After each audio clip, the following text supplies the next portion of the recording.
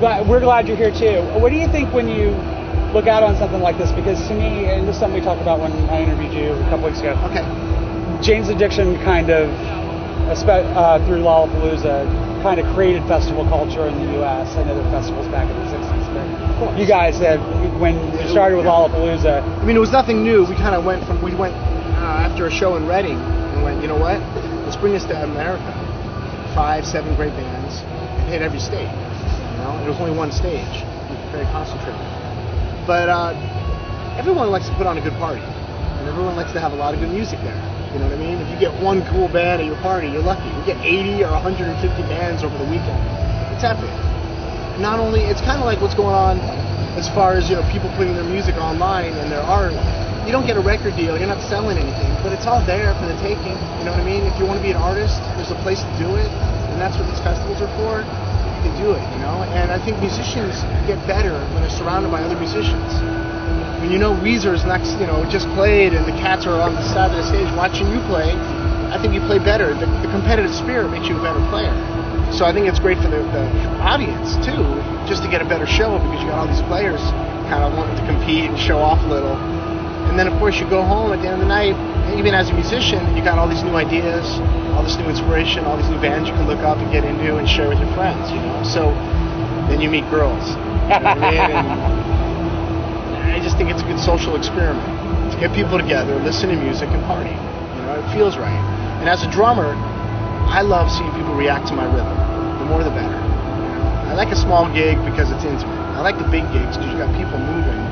I love being the supplier of that, you know. And I love people saying, "I put your record on and we made love to your music," or you know, we always put your record on and we have a party, whatever it is. Well, here I'm in concert now for an hour and a half. And what are they going to do for that hour and a half? I'm going to give everything I got.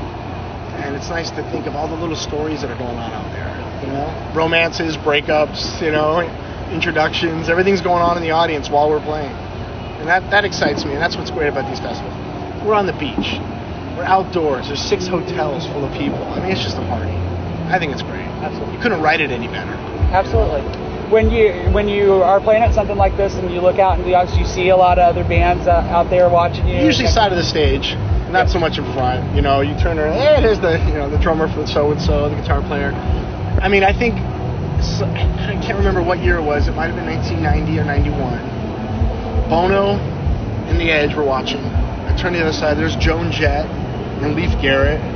Just some weird names, right? And you're like, what are they doing here? Oh my, is that Joan Jett with a shaved head? Cool. And, you know, it takes me out of the moment for a minute, but it's kind of fun. And my best shows are when my family and friends are there. Some of the guys hate the LA shows because it's a guest list nightmare. You got to cater all everybody. I can't get parking. Where are you? When do we get to meet? I love it though because I get to play drums in front of my friends, you know. And that's, I mean, playing in front of you, it's nice, you know. But playing in front of my high school buddies and my sister and stuff is just heaven. So I like having family and friends around me. Kevin, here's my drum tech. And then I like, you know, like Kevin, I know him for years, and he had nothing to do this summer. I said, why don't you become a drum tech? Because I'd rather bring a friend out here than just hire some drum tech that's for hire and become friends with him over the shows. I'd rather have a buddy, and that's the way I like it. You know, I like to be surrounded by friends, making music, playing music, and if they're not friends, I'll make friends. Well, speaking of friends, how are you feeling about how the partnership between you and Perry and Dave is going these days? It's epic. Yeah, I met Dave when I was 13 or 14. I met Perry at 17. I'm 44. These guys are a huge part of my life. Almost especially with porno, me and Perry into Porno for Pilots. I mean, almost every record I've ever made has been with these cats. You know, more than 2/3 of the show. I mean, I can't imagine how many shows I played in my life. But I was in a band before Jane's with Navarro called Disaster. You know what I mean? So I mean, it's great now because the communication's better, and you have to deal with a lot of things just besides writing a song. There's business now to run. You know what I'm saying? There's bass players quitting. You know? We have to talk. And the better we can communicate, the longer it's going to last. And I think back in the day, all we had was Jane's. And now we've got other things in our life. And we know the importance and how the slices of the pie fit. You know? So it's working really great. And we're very proud of our new music. And on stage, we're having a blast. We're laughing. You know what I mean? It's never by the numbers. It's unpredictable for us even. I like trying new things. Navarro likes trying new things. Perry is constantly on the tip of jazz playing, like his vocal approach. It's like a saxophone player. You don't know exactly what you're going to get, and that's fun. You know. Well, you got the new record coming out Tuesday, right? That's right, the 18th. Talk a little bit about how you're feeling about that. What you're doing about the new music. A year and a half to make it. We took 10 years before we thought we'd be ready for a record. 8 or 9 years, 10 years. It's our fourth record in our fourth studio record in our whole career. So, just like a real Jane's Addiction record, blood, sweat, and tears to get it. It represents an emotional journey with lyrics and melody. It represents, I guess you could say, a rhythmic African and Latin drum, kind of primitive drumming, which I like. I was good at editing myself. Navarro was very selective in what he did, very classy. And then we had on bass Navarro, Dave Siddick, and Chris Chaney. So we got a lot of cool bass parts going on. And to me, it's like all our other records. It's like a postcard of what we were doing in our life at that time. And like the porno records. You can tell where we were in the last 10 months, how we got there. And that's what happened on this record. And it was a lot of fun as a drummer to work with Dave Siddick on TV on the radio. We both agree that Bad Brains is the best all-time band, but otherwise, our record collection is completely different, And I would show him a cool beat, and then he'd go, let me write a beat. And he'd show me something on a fucking turntable on, a drum machine. Hybrid. Ding! I'm not afraid of that. I don't want to buy a keyboard or electric drum machine and go, look, now I'm adding the new stuff into my beat. I want to know why it's there. And Dave Siddick he'll tell you why it should be or shouldn't be. And then you can understand, just like I love jazz, but it wasn't until I took a jazz theory class that I went back and listened to jazz and I'm like, I get it. They're the themes they were talking about.